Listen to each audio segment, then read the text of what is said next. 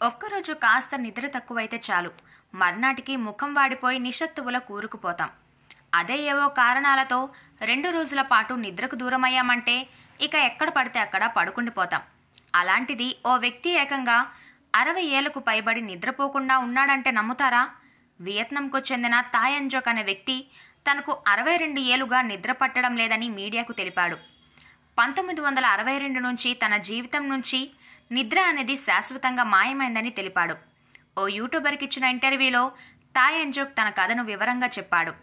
80 ఏళ్లు దాటిన థాయ్ ఎంజోక్కు 1962లో ఒకరోజు రాత్రి జ్వరం వచ్చిందట. అప్పటి నుంచి ఒక్కరోజు కూడా నిద్రపోలేదని అంజోక్ చెప్పాడు. అయితే అంజోక్కు హాయిగా నిద్రపోవాలనే కోరిక తీరనిదిగా మిగిలిపోయిందట. వైద్య నిపుణులు ఈ రకమైన వ్యాధిని నిద్రలేమి అని చెబుతారు. దీని కారణంగా శారీరక మానసిక ఆరోగ్యం తీవ్రంగా ప్రభావితమవుతుంది. అయితే నిద్రలేమి అనేది థాయ్ ఎంజోక్ ఆరోగ్యంపై ఏమాత్రం ప్రభావం చూపకపోవడం వైద్య శాస్త్రవేత్తలను సైతం ఆశ్చర్యానికి గురిచేస్తుంది. థాయ్ ఎంజోక్ ఈ వయసులోనూ పొలంలో పనిచేస్తుంటాడు. ఇతను గ్రీన్ టీ, రైస్ వైన్ ఇష్టంగా తాగుతాడట.